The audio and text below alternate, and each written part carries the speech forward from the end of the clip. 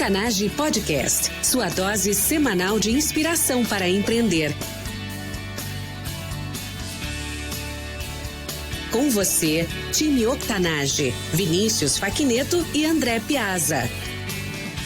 Bem-vinda e bem-vindo ao Lab, Conexão Londres-Austin, Brasil. Eu sou Vinícius Faquineto, empreendedor e mentor em Londres. Eu sou André Piazza, consultor de inovação em Austin, Texas. Como hosts do Octanage, exploramos as últimas novidades em inovação, negócios e empreendedorismo que acontecem aqui na Europa e também nos Estados Unidos. E como isso faz e fará a diferença para o seu empreendimento. No episódio de hoje, Lab 009, a gente vai falar sobre um grande experimento que está acontecendo em escala global, que é o experimento da reabertura das economias em muitas cidades, estados e países ao redor do mundo. Como a gente bem sabe, esse experimento não tem garantias nenhuma. Então, é território novo e o que a gente gostaria de fazer no episódio de hoje é explorar o paralelo que existe sobre essas situações de indefinição ou de clareza a respeito dos resultados com um experimento que é feito de negócios. Então, para quem está familiarizado com a estrutura da startup enxuta ou com MVPs, a gente gostaria de fazer o paralelo dessa decisão. Como tomar a decisão de reabertura, como conduzir isso como um experimento para que de fato possa ser identificado se ele é um sucesso ou se ele é um problema. Vinícius, seja muito bem-vindo ao episódio de hoje. Muito boa tarde, André. Obrigado, sempre um prazer estar aqui e muito obrigado, time Octanage, por estarem aí nos acompanhando. Vinícius, esse experimento que os governantes vão estar fazendo agora na sequência, né? Como é que os governantes, os gestores de uma forma geral, mas nesse caso os governantes, podem gerenciar essa decisão? Bom, como tu falou agora há pouco, realmente é uma decisão muito difícil e principalmente baseado em algumas incertezas, né? A gente tem dados, mas muita coisa realmente vai ser teste e não tem uma garantia, né, de que isso vai dar certo. Mas acho que o primeiro ponto e mais importante é realmente ter um plano, né? E eu acho que é isso que a gente vai falar aqui nesse episódio. Quando, o que, como.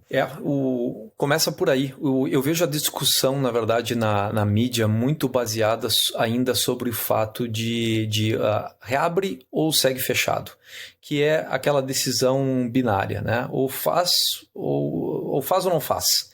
E eu acho que é uma decisão muito simplista, é uma forma de enquadrar essa decisão muito simplista.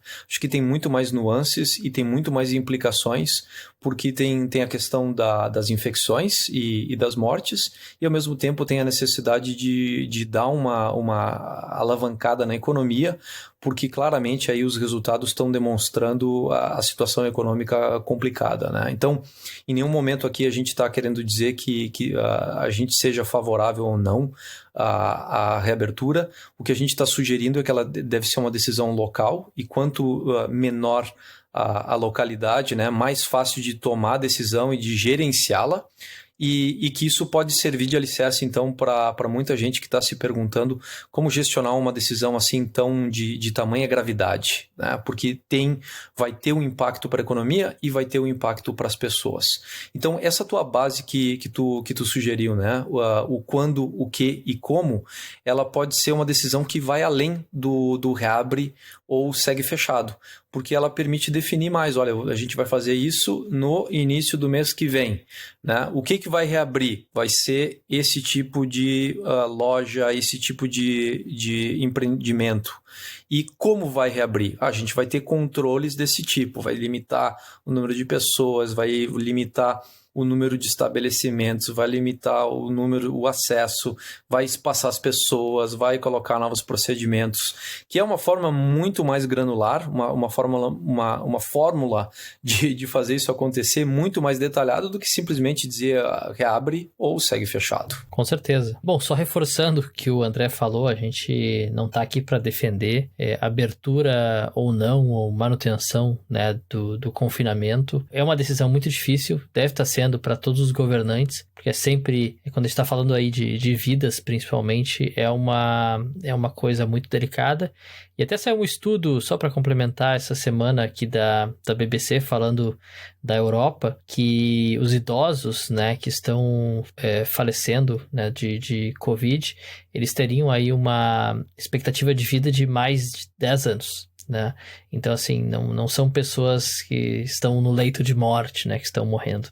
São pessoas idosas, sim, mas qual o valor aí de 10 anos de vida, né, para uma pessoa idosa? Então, é difícil essa decisão. Então, a gente não está aqui para, né, defender a reabertura ou não, mas sim da tomada de decisão de vocês, gestores e empreendedores, de qual é o próximo passo. E todos os governantes, eles estão pensando nisso também, porque a gente tem certeza que nenhuma economia vai sobreviver se a gente ficar um ano completos em confinamento. Isso não existe essa possibilidade. Então, a gente vai levantar aqui e trazer alguns exemplos de alguns países, o que eles estão fazendo e o que a gente, como empreendedor, gestor, aí pode fazer. Muito bem lembrado.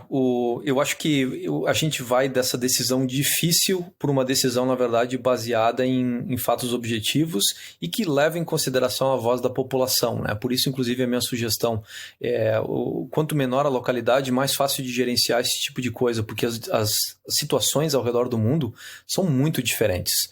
A situação de Singapura é muito diferente da situação da Suécia e que é muito diferente da situação de Nova York, que é muito diferente da situação de Austin, que é muito diferente da situação de São Paulo e é diferente da situação de outro local dentro do país, o interior de Minas Gerais. São todas decisões diferentes e o que a gente acredita é que cada um tem um espaço para tomar a decisão simplesmente porque é território inexplorado. E é por isso, inclusive, que a gente sugere isso como um grande experimento em escala global e em que tem implicações significativas. Então, realmente o nosso esforço aqui é para dar condições para as pessoas entenderem e atingirem com sucesso, né, os seus resultados. Inclusive, eu acho que além do plano, né, que é a primeira coisa que a gente vai colocar, o plano, segunda parte do plano é ter noção do que é sucesso. Então, é não entrar nessa simplesmente o fazer por fazer e entregar de mão beijada e sem detalhes, mas, na verdade, estabelecer metas daquilo que é considerado sucesso. Qual é o objetivo que está se esperando? Está se esperando arrecadar mais impostos? Está se esperando movimentar o comércio local? Está se esperando movimentar a economia de algumas localidades? O que é isso?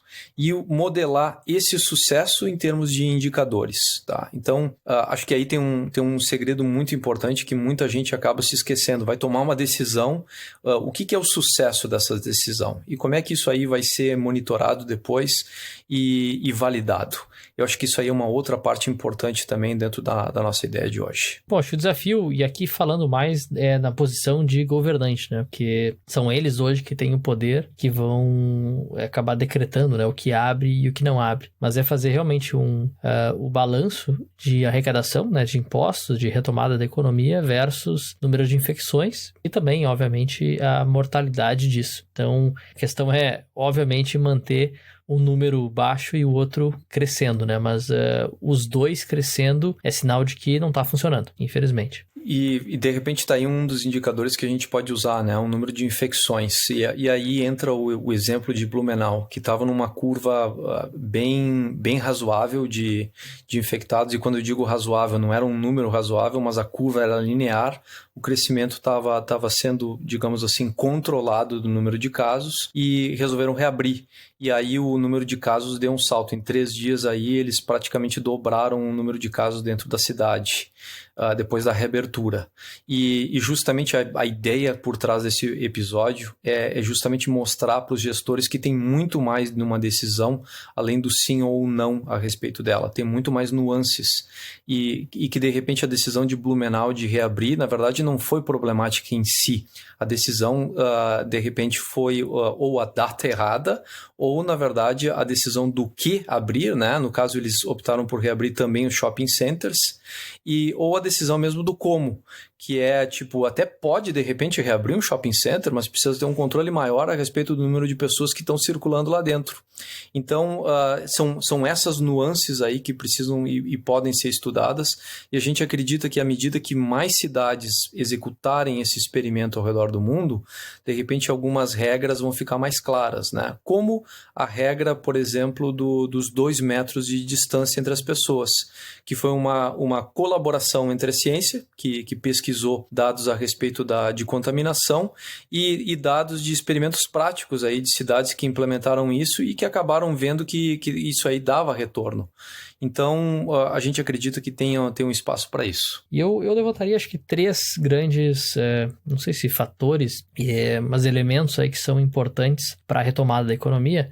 Então, assim, uma delas, com certeza, é o governo, que tem o poder aí para ter essa visão macro da economia. Depois tem o papel dos gestores, empreendedores, né, que têm os seus negócios e como é que a economia vai se retomar, então quais as ações que devem ser tomadas. Mas o terceiro elemento, e para mim é o mais importante, somos nós. Então é uma questão cultural e é isso que a gente pode pegar de exemplo, por exemplo, da Suécia. Então, mesmo não tendo as limitações impostas pelo governo, os próprios cidadãos estavam tomando conta, né, de si mesmos. Então, tem uma questão aí que é pessoal, né, que é de educação. Então, até ontem eu tive que ir a um estabelecimento um pouco mais longe aqui de onde eu moro.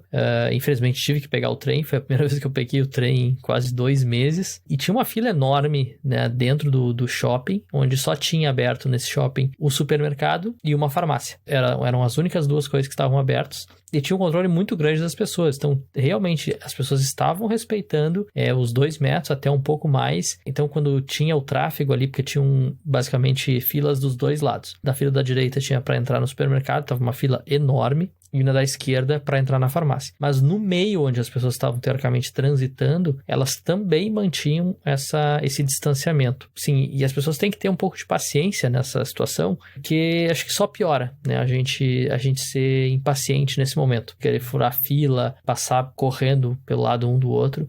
Então, para mim são esses 3 fatores, elementos aí que vão fazer a diferença, e o terceiro é o mais importante. Então, parem de colocar ou achar culpados, né, no empresário, no gestor e no governo. O papel aí desse novo normal vai ser o nosso comportamento realmente mudar um pouco. Tem sim um monte a ser falado a respeito disso, porque no final das contas a gente escolhe se vai... A economia reabriu, né? E aí entra nas nuances, né, de quando, o que e como. A gente acaba escolhendo se a gente vai participar disso aí, né? Se a gente vai lá e vai nisso aí. Ontem eu estava dando uma olhada aqui em Austin, fizeram uma pesquisa dessas de Facebook e em torno de 70% das pessoas estavam dizendo, olha, eu tô fora disso, não vou me envolver, não tô indo para lugar nenhum, vou ficar dentro de casa, né? E foi mais ou menos a postura que eu acabei adotando aqui. E, por outro lado, eu achei interessante que quando tem uma cidade bem comportada, acaba abrindo espaço para quem de fato precisa do serviço utilizá-lo. Então, é bem interessante isso como uma mudança de hábitos e como a nossa cooperação que o Vinícius estava falando traz realmente essa mudança. Eu vejo, por exemplo, aqui na minha cidade, o supermercado está agora 45 dias depois de iniciado o fechamento, está com as prateleiras cheias. A vida dentro do supermercado está praticamente de dia normal, tem papel higiênico, tem uma série de produtos e tá começando como se fosse o normal. E esse normal, em parte, só é possível porque tem um monte de gente, inclusive, comprando no supermercado através daquele formato curbside, né? Você faz a compra digital, você encosta o carro, né, no dia e horário marcado e abre o porta-malas, eles enchem o porta-mala e você praticamente nem vê a pessoa, né? Então, sem contato e tudo mais. Então, porque essas pessoas estão fazendo dessa forma, acaba abrindo mais espaço para dentro do supermercado as pessoas poderem irem e frequentarem. Então, tá aí um exemplo de como a nossa colaboração aí faz a diferença. Sem dúvida, sem dúvida. E eu acho que assim, o novo normal ele vai vir, né? Até só um ponto importante, você falou do supermercado. Eu, depois de quase 4 meses, então ontem eu fui na farmácia e consegui comprar o meu álcool gel aqui pra limpar as mãos, porque tava impossível encontrar. Mas ontem realmente encontrei, então tá tudo realmente voltando à normalidade. E legal ver também o crescimento de alguns serviços, né? Aqui tem a rede Tesco de supermercados, então eles praticamente quadriplicaram quadruplicaram o número de entregas, né? Então, eles tinham slots aí de 200 ou 300 mil entregas por semana. Isso foi para mais de 1 milhão já. Então, período aí, tu vê, bem rápido, em menos de 2 meses. Então, ó, imagina quadruplicar uma operação de um negócio. Então, eu acho que é isso, é pensar, planejar, mas seguir as orientações, principalmente para manter essa curva, né, esse gráfico linear e realmente não seguir as tendências aí de crescimento exponencial. E o 1º de maio marcou a data de reabertura da economia do Texas. O Texas estava tendo uma curva bem comportada de infecções. E eu acho que dentro de todos os Estados Unidos aí, eu acho que era o 10º estado com maior número de infecções, embora fosse em termos de população aí um dos 5 maiores. Então, a situação estava razoavelmente controlada, era aquela curva linear e já tinha vários dias de queda do número de novas infecções, que foram os indicadores que eles usaram para escolher o experimento. Então, 1º de maio, que é também aqui feriado, Dia do Trabalho, a opção foi fazer a reabertura nessa data, o 1º de maio, e na prática, sábado, né, que voltou a reabrir. Eu não sei de fato o que está acontecendo, porque não tenho saído de casa, então ainda tenho que ter a experiência de como é que estão as coisas na rua, né? Mas o sentimento que eu tive é que muita gente ainda está desconfiada e que vai seguir os padrões antigos de comportamento, né? O que demonstra aquilo que tu estava falando a respeito das mudanças de hábitos serem algo assim mais permanente e que agora no primeiro momento vai ser alguma coisa ainda bastante devagar essa volta. O que, né, do meu ponto de vista, é uma coisa bastante positiva, porque quem precisa do serviço de fato aí pode utilizá-lo com mais segurança. Não vai ter aquele afluxo grande de pessoas. Mas essa é a situação aqui de Austin, né? Tem outros locais que a situação vai ser bastante diferente. Eu diria uma situação bem difícil, né? Como é que vai ser essa reabertura? Tem alguns estudos aí até falando um pouco mais de segmentos e setores. Aqui, por exemplo, saiu um estudo também essa semana falando do Heathrow, né? Que acho que é o aeroporto mais movimentado da Europa. E que eles estão mencionando, não tem como manter, né, fisicamente impossível ter um distanciamento em um aeroporto com o fluxo que tem o aeroporto. Então, muita coisa vai ter que ser repensado. Então, algumas companhias aéreas aqui também estão levantando a possibilidade de não vender os assentos, né, do meio. Então, a gente está falando aí, geralmente os aviões têm 2 fileiras, né, de 3 poltronas, onde eles não venderiam, por exemplo, as poltronas do meio. Essa é uma. Mas a gente entra para restaurantes, que a capacidade vai ser reduzida aí pelo menos pela metade, a questão hoteleira. Então, tem muitos fatores que, de novo, eu trago, e acho que a gente vai gravar um episódio aí sobre isso também, falando mais para o empreendedor, né, para o gestor, como tomar as decisões para reabrir o seu negócio. Eu acho que a retomada da economia é se reinventar. Tá? Acho que essa é a palavra. Se eu pudesse usar uma agora para colocar, é reinvenção. E isso eu estou falando para o empreendedor, para o gestor e também para os governos, né, que de alguma forma vão ter que se reinventar. Vai ter tudo isso e eu acho que parte do processo da reinvenção é justamente conduzir experimentos claros. Acho que está faltando na conversa, no debate da mídia a respeito do que é o sucesso da reabertura. E acho que o estabelecimento de metas, né? A gente queremos elevar a economia a 70% do nível antes do fechamento, algo desse tipo. E tendo essa meta em mente, poder gerenciar o processo, porque se você está com essa meta em mente aí, ela não é realista, porque ela gera muitas infecções, ou porque reabrindo as pessoas, na verdade, não comparecem, né, nesse valor, ou seja, a demanda foi modificada, você pode mais rapidamente partir para um outro experimento de incentivo, de ajudar as pessoas e os negócios a se manterem vivos e tudo mais. E acho que se você for pensar nessa ótica, com múltiplos experimentos feitos em localidades diferentes, isso leva a uma forma de gestão do Estado de forma diferente. Tem muito mais dado disponível, porque várias cidades aí têm resultado para passar. Tivemos sucesso, os motivos do nosso sucesso foi fazer dessa forma. Enquanto outros podem reportar, olha, tivemos algum sucesso, o que a gente fez foi isso e estamos com dificuldade porque o número de infecções subiu. Uma forma muito mais inteligente de gestionar a crise do que simplesmente tentar reabrir ou forçar ou até esperar que a economia volte ao padrão anterior, que de repente não é o caso. Não, sem dúvidas.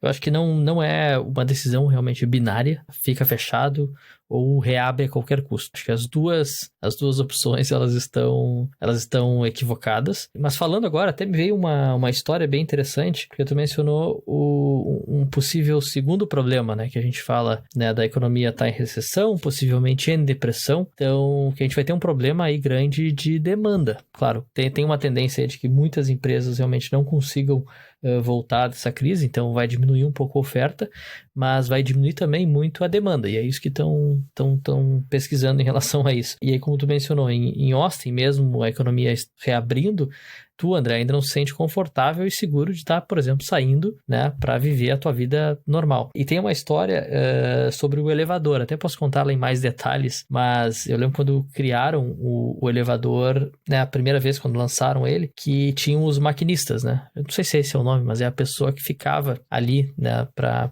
fazer o elevador funcionar. Mas porque as pessoas, elas não se sentiam confortáveis, né? Elas tinham medo, né, de usar aquele aparelho estranho. Então, tendo uma pessoa ali, por exemplo, deixava aquelas pessoas um pouco mais tranquilas e seguras, por exemplo, fazendo aquela, né, uma jornada, ou praticamente uma viagem. Mas eu acho que vai ter um trabalho muito grande de trabalhar essa nova demanda. Por exemplo, aí eu falo muito de restaurantes, mas são lugares que tu frequenta, que tu tem uma possibilidade, acho que um número um pouco maior ou grande de contágio, né? De educar essas pessoas e realmente fazer todo um trabalho para deixá-las tranquilas de que elas estão em um ambiente seguro. Porque, de novo, não adianta só reabrir, porque muita gente ainda vai estar com medo, né, de voltar ao que era a normalidade. Esse exemplo que tu citou eu achei fantástico porque ele nos leva à familiaridade, que é uma das coisas tão importantes dentro do design e dentro da adoção de produtos ou de estratégias, né? Me lembrou inclusive de uma história na minha cidade, que fizeram música a respeito da escada rolante, que as pessoas não se sentiam confortáveis em utilizar a escada rolante. Eu acho que não chegou a ter o caso de ter uma pessoa para comandar a escada rolante, mas existe isso, né? Quando os carros foram adotados também, foi um grande problema para as pessoas, porque as pessoas não sabiam dirigir, não tinham regras estabelecidas. Então foi convencionado, né? Foi arbitrado de que as regras para dirigir são essas. E isso aí virou, enfim, hoje que a gente tem aí o esquema do trânsito, o Código Nacional de Trânsito, os CNHs e tudo mais. Então, é uma convenção e familiaridade e grau de conforto. E de repente, a gente, por saber que tem um risco de contágio, a gente está atuando com mais cautela. Tem outras pessoas, na verdade, que acaba sendo um problema em muitos locais do país e ao redor do mundo, que as pessoas não têm esse senso de cautela e começam a operar baseado no contrário, que justamente que não existe nada, que não existe um problema e que, de fato, não tem problema nenhum eu ter alguns comportamentos que a gente entende que sejam comportamentos negativos em relação à transmissão dessa doença. Então, é bem interessante isso que está, digamos assim, relacionado à mentalidade e aquilo que você aceita como verdade ou como não sendo verdade. Exato. E até um ponto, eu acabei não mencionando, mas tem um dilema bem grande em relação, por exemplo, ao uso de máscaras, que eu acredito que vai acabar sendo adotado aí para qualquer reabertura de economia, mas porque tem estudos que realmente não conseguem comprovar a eficácia, né, do uso, mas um ponto que alguns jornalistas trouxeram aqui em Londres é que a máscara, ela acaba trazendo um individualismo, né, que a pessoa ela está usando para se proteger e não para proteger os outros. Então, a minha mensagem, na verdade, aqui é pensar no senso de grupo, né, que é o que muita gente tem visto aí durante essa quarentena, das pessoas serem mais empáticas, né, com seus vizinhos, com os próximos, e mesmo estando longe, acabando se tornando mais próximos. Mas eu acho que o que a gente tem que fazer agora como retomada e uso de máscaras ou, né, prevenções é realmente para prevenir uma segunda, né, grande uma contaminação. Então, assim, não é ser individualista e me proteger, mas sim, se proteger aos outros, porque acho que 60%, pelo que eu vi, pelo menos, né, das pessoas contaminadas não tem nenhum sintoma. Então, tu não tem como saber. Tu pode estar na rua, normal, espirrando, né, respirando simplesmente, achando que você está bem, mas na verdade você está contaminando outras pessoas. Então, a máscara eu acho que é para isso, mas é mais o sentimento, né, e a sensibilização de que depende de nós, e a gente precisa fazer aí a nossa parte. Então, aproveitando para fazer uma recapitulação daquilo que a gente colocou dentro do episódio, uma grande decisão com grandes implicações para todo mundo e uma decisão sem garantias nenhuma. E que você utiliza isso e vê isso como um experimento. Passos para conduzir esse experimento numa decisão de gestão tão séria. Você estabelece um plano, você estabelece metas e você estabelece indicadores. Exemplificando, no caso, plano, né? Quando abrir, então, quebrando a decisão do quando abrir. Quando algumas cidades adotaram como critério 14 dias com o número de infecções em queda. É um bom indicativo, porque significa que está caindo, na verdade, a infecção em vez de aumentar. Ela está bem comportada. Tá? Outras cidades adotaram outros critérios, né? A decisão do o que abrir. O que é de fato relevante reabrir e que foi penalizado e que existe uma grande demanda ainda que está sendo suprimida por não estar sendo reaberta. Então aí de fato é um balanço entre demanda da população, de necessidade, e, ao mesmo tempo, a possibilidade de reabrir para gerar receita e impactar positivamente os negócios, evitar demissões e tudo mais. Como abrir? Aí eu acho que tem um papel fundamental do governante de delimitar limites. Então, por exemplo, dentistas aqui no Texas vão poder operar a partir de 1º de maio, então, ou seja, a semana que vem estão reabrindo, porém eles têm um limite a respeito de número de pacientes que eles podem ver diariamente. Outro exemplo é o caso do shopping center, né? Eu estava sugerindo que lá em Blumenau, de repente, o erro foi não ter controle a respeito do número de lojas abertas simultaneamente ou do número de pessoas que estava dentro do shopping center circulando. Como nos levou a falar aí do exemplo do supermercado, né? Que aqui em Austin, há mais ou menos um mês atrás, eles implementaram isso e a gente teve que esperar na rua, né? Distanciado e tudo mais. Em alguns locais teve 2 horas de espera. Então, o governante tem um papel fundamental em gerir o como. E aí acaba entrando então a parte de metas e indicadores, né? Qual é a meta, qual é o objetivo ao se reabrir? É restabelecer uma recirculação da economia? Quais são os valores? O que o governante vai usar para medir isso? E, segundo local, os indicadores. E que isso, eu acho que o terceiro passo disso é dar visibilidade desse processo todo para a população, de forma a enriquecer o debate através da mídia, para que seja alguma coisa do tipo, olha, a gente reabriu em 1º de maio, em 15 de maio o número de infecções estava controlado, e o número de infecções seguia caindo com o passo igual ao anterior. De repente, aí é uma possibilidade para reaumentar a abertura, ou se de repente os resultados não são esses, a decisão pode ser a gente vai começar a limitar novamente restaurantes, cinemas e assim por diante. Então, só para exemplificar aí quais são as ideias que a gente estava tentando pôr dentro desse episódio. Excelente, André. Tá entregue o recado, que excelentes anotações aí em relação a tudo que a gente conversou e quais são os próximos passos aí para serem dados. Mas, de novo, fica a reflexão, né, de como, quando, né, e onde. E, de novo, não depende só do governo. Acho que nós, né, aqui, como empreendedores, gestores, nós temos papel fundamental também para aplicar, né, todo esse estudo aí científico também, em termos de distanciamento, né, o controle de número de pessoas, para fazer que a gente realmente não tenha, né, uma segunda onda aí, e ainda mais forte, de contaminações. Então, para mim tá dado o recado, né? E quem tiver maiores dúvidas, quiser falar um pouco mais sobre isso também, é octanage.com/pergunte. Maravilha, Vinícius. Obrigado por ter estado aqui com a gente hoje. Obrigado para os nossos ouvintes. Time Octanage, até a próxima. Octanage Podcast, sua dose semanal de inspiração para empreender.